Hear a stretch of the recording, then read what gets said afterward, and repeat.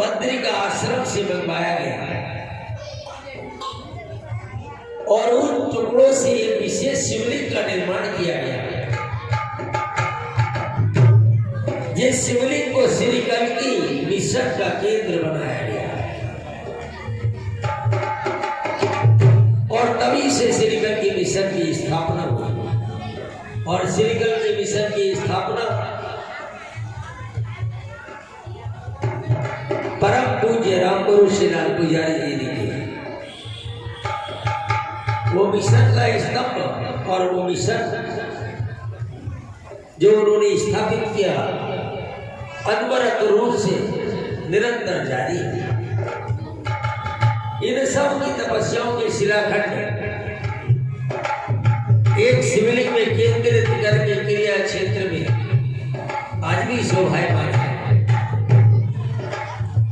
उस स्तर पर पहुंची भगवान गोरखनाथ जी और तपस्या प्रारंभ कर दी। कुछ दिन उन्होंने कंदमूल फल खाए, कुछ दिन के बाद फिर पत्तों का प्रसाद ग्रहण करने लगे और कुछ दिन के बाद मात्र जल पर रहकर की तपस्या की और अनंत एक दिन उन्होंने जल का त्याग भी कर दिया। और जब जल का त्याग कर दिया तो उनका प्राण उठकर के ब्रह्मांड में आ गया और भगवान गोरखनाथ जी समाधि में हो गई। उनके समाधि में होते ही देवराज इंद्र का आसन हिलने लगा। देवराज इंद्र परेशान हो ब्रह्मलोक में आए, ब्रह्मा जी से कहा। उधर महादेव भी कैलाश से वहां आ गए और श्रीमन नारायण भी ब्रह्मलोक में ही आ गए। सारे देवता विचार करने लगे कि ये कैसे हिल रहा है, हमारे लोग का क्यों हिल रहे हैं। तभी देव ऋषि नारद आए। नारद ने धरती का समाचार दिया कि शिवावतार भगवान श्री गोरक्षनाथ बद्री का आश्रम में तपस्या कर, उनकी वजह से ये तुम्हारे लोग हिल रहे हैं। आप हाथ जोड़ करके उनकी तपस्या को प्रणाम करो तो तुम्हारे लोग हिलने बंद हो जाएंगे, उनकी तपस्या ऊपर उठ जाएगी। क्योंकि वो तो एक आदि अनादि ब्रह्म को साकार करने के लिए बैठे। देवराज इंद्र ने कहा नहीं, एक आदि अनादि ब्रह्म तो कभी साकार हुआ ही नहीं। गोरखनाथ जी की इच्छा अवश्य ही हमारी राजगद्दी को लेने की है और हमारी राजगद्दी के योग्य उनका तप हो भी रहा है, तभी हमारा आसन हिला है। हे दिवेश, हे प्रजापति ब्रह्मा, आप मुझे गोरखनाथ की तपस्या तोड़कर भंग करने की अनुमति दीजिए ताकि मैं महाबाण द्वारा गोरखनाथ की तपस्या को भंग करके अपने राज्य को निष्कंटक कर सकूं। ब्रह्मा जी ने कहा नहीं, गोरखनाथ जी की तपस्या तुम्हारे इंद्रासन के लिए नहीं है। गुरु गोरखनाथ जी की तपस्या सर्वत्र जन कल्याण के लिए है, विश्व कल्याण के लिए है। वो विश्व कल्याण के लिए सिद्धियों का प्रयोग की अनुमति चाहते हैं। हालांकि सिद्धियां उन्होंने सिद्ध कर ली है, चाहे तो ऐसे भी प्रयोग कर सकते हैं, लेकिन वो जगत पिता से उन सिद्धियों के प्रयोग की अनुमति चाहते हैं। इसलिए हे इंद्र, तुम हाथ जोड़ करके उन्हें नमस्कार करो। इंद्र ने कहा। इंद्र विचार करने लगे कि ब्रह्मा विष्णु महेश के मन में भी मुझे हटाने का विचार आ गया है, ये भी कहीं ना कहीं मुझसे तंग आ गए, इसीलिए मुझे परीक्षा की अनुमति नहीं दे रहे हैं।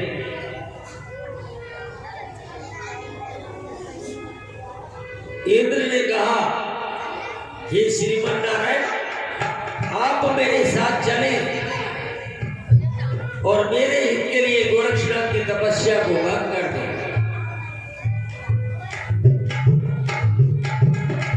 अब महादेव विचार करने लगे कि गोरक्षनाथ का अवतार हमारा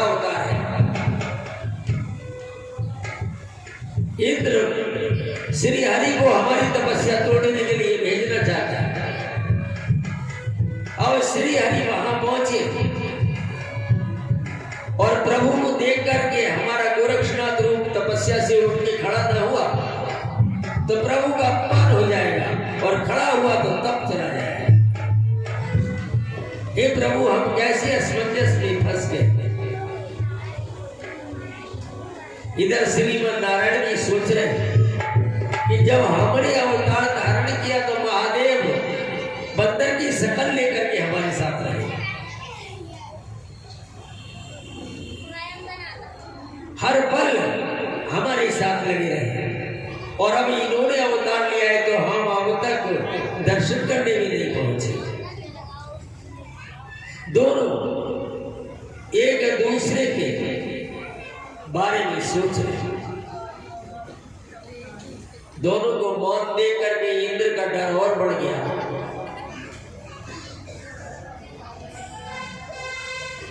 इंद्र ने कहा, प्रभु अगर हमारी हो गई है तो हमें क्षमा कर दो, महाराज हमें अनुमति दे दो गोरक्षनाथ जी की तपस्या तोड़ने की। नारायण ने कहा, ठीक है, जाओ, तुम्हें अनुमति है, तुम गोरक्षनाथ की तपस्या तोड़ सको तो तोड़ दो। देवराजेंद्र बड़े खुश हुए और एकदम निकल गए वहां से कि कहीं कोई देवता खड़ंगा न खड़ा कर दे दोबारा से, और सीधे इंद्रलोक में आकर के रंभा, उर्वशी और मेनका तीनों को साथ लिया और कामदेव को बुला करके कहा, चलो आज एक तपस्वी का तप तुम्हें भंग करना। तीनों अप्सराओं के साथ कामदेव को लेकर के वो बद्रिका धाम में ऊपर मेनका को कहा कि तुम जाओ, इनकी तपस्या भंग करो। मेनका, उर्वशी और रंभा जब ये देखा, गोरखनाथ जी की तपस्या का तेज देखा तो दोनों डरने वाले हाथ जोड़ दिए, हम इनकी तपस्या नहीं तोड़ सकते। कामदेव ने कहा कि फिर इंद्र से गद्दारी करोगे? देवराज इंद्र को हमारे राजा हैं, उनकी आज्ञा हमारे लिए प्राण देकर के भी पूरी करने योग्य है, क्योंकि राज आज्ञा होती है, उसका उल्लंघन अपराध होता है, क्योंकि राजा ईश्वर का प्रतिनिधि होता है, राजा भगवान का प्रतिरूप होता है। बारी बारी से तीनों अप्सराएं गई, उन्होंने नृत्य किया, लेकिन पराजित होकर के आ गई, कोई परिणाम नहीं निकला। तब कामदेव ने एक पेड़ पर बैठ करके भगवान श्री गोरक्षनाथ जी के हृदय को लक्ष्य करके काम का बाण छोड़ दिया, और वो बाण छोड़ते ही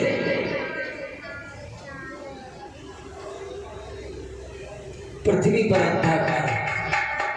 एक लाइन में हम बता देते हैं, आप समझ जाना कि लताएं वृक्षों से ऐसे चिपट गई कि उन्हें छुड़ाना मुश्किल था। तो मनुष्य और नारियों की क्या दशा हुई होगी, आप एक लाइन में समझ सकते हैं। काम का इतना अंधकार हो गया, हर प्राणी काम में लग गया, किंतु भगवान गोरखनाथ जी उस बाण की चोट से एक तिल भर भी नहीं हिले।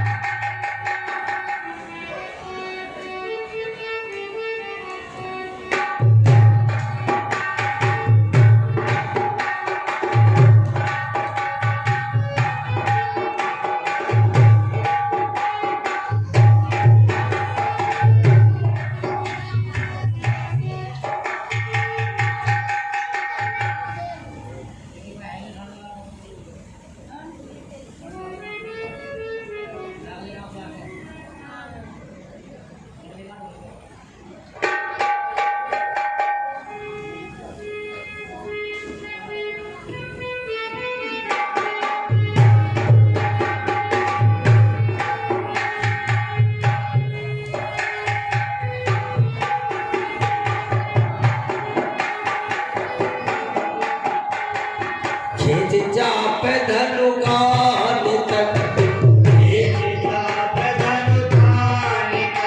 और खींच जाप धनुकान तक और भारी बेग अपार और कामदेव ने कर दिया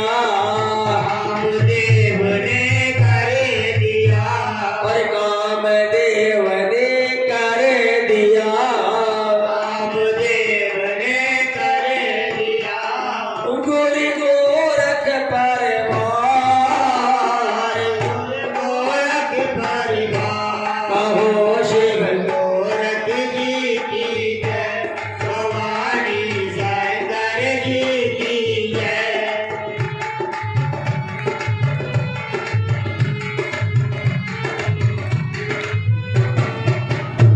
और कामदेव का बाण चलते क्या हुआ और चलत